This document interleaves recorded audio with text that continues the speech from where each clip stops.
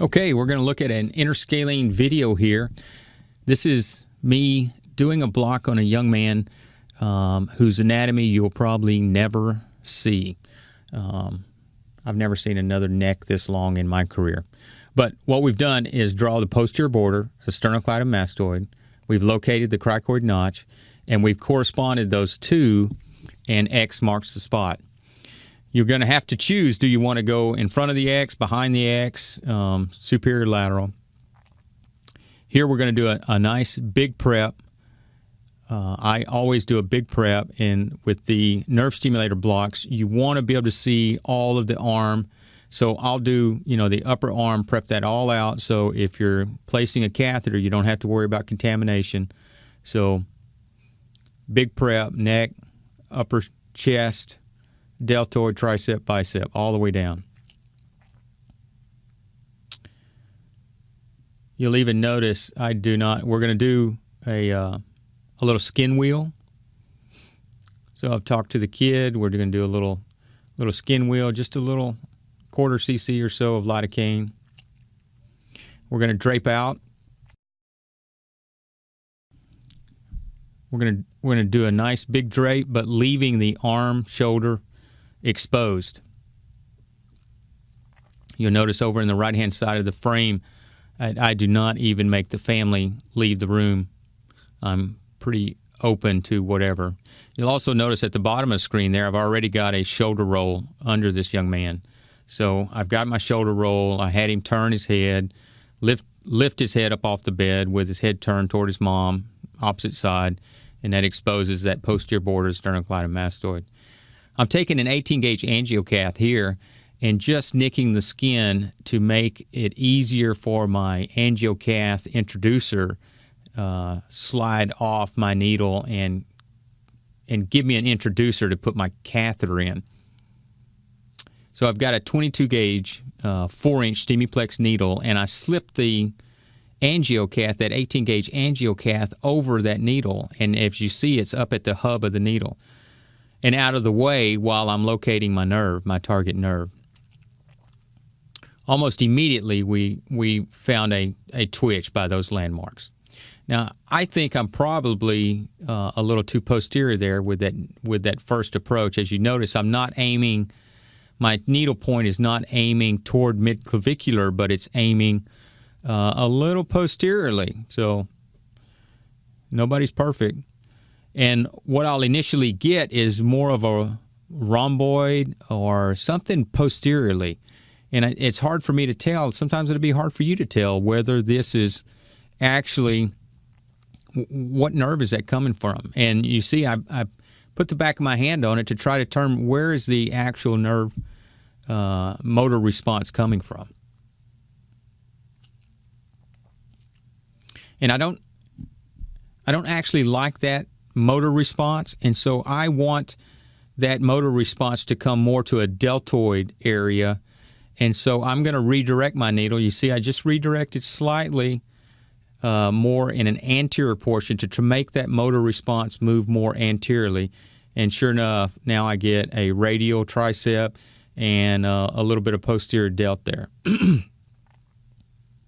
And that's exactly what we want. Doing the shoulder surgery, I'd love to see a deltoid twitch in the area that we're working. So we've got the twitch we want. Now we're going to start dialing it down to less than 0.4 milliamps. We do not take our blocks unless we are less than 0.4 milliamps. So we're tweaking that twitch, working our needle closer and dialing it in till we have a milliamperage of less than 0.4, and we still have the motor response that we're looking for.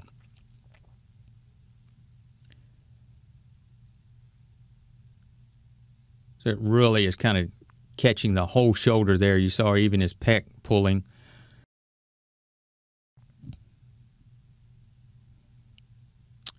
And obviously you can see as we're dialing down now, we're 0.37. We still have a faint twitch across the posterior delta triceps.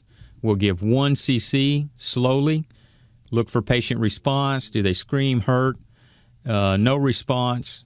We lost our twitch, so now we'll give 5 cc's in incremental aspirating between every 5. So now we've done our initial block, and we're going to slip that angiocath off the needle and down into that pocket that we formed with our initial bolus. And why do I spin it like that? I don't know. That's just what I do. Who knows?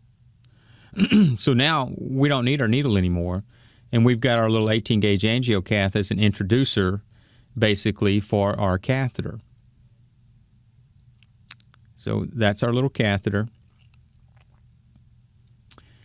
And you'll feel that little catheter when it hits the end of that angiocath and hits into the tissue right there, just like an epidural, like you're placing an epidural. You kind of hold it close, slip it in a couple of centimeters, 2 to 3 centimeters. You don't really want to go more than 3 centimeters or 4 at the most.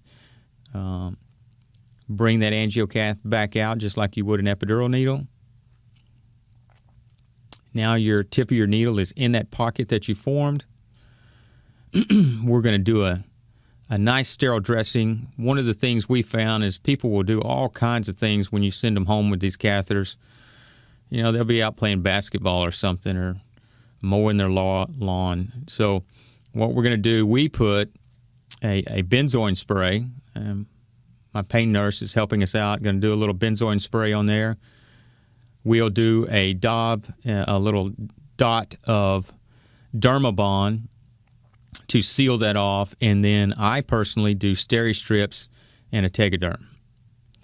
But I wanted you to be able to see a nerve stimulator block literally from the beginning to the end, from marking landmarks to placing the catheter and putting the dressing on with very little editing at all. I think we edited one time there, and otherwise you've seen the entire time that it takes to put a catheter in. This video runs right about 9 minutes. So from the time I go in and start marking landmarks to the time I walk away, took 9 minutes to do an interscalene block with catheter.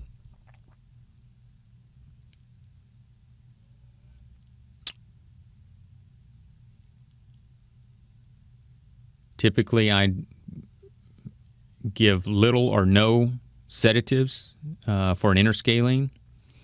I think I mentioned it before. If we can go up into L&D and put an 18-gauge, 3.5 inches into a woman's back, why does this young man need sedatives to get a 22-gauge needle less than 3 centimeters in his neck in soft tissue? So I just, maybe you're more compassionate than I am, and you feel like they need Versed and fentanyl or a propofol drip. You do whatever makes you comfortable as far as that, but I think that they tolerate it very, very well.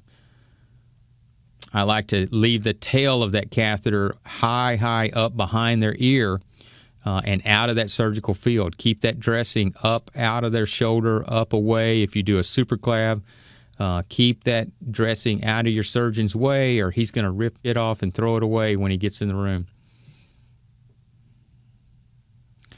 And there's your block, finished and done, ready to go to surgery, perform your surgery.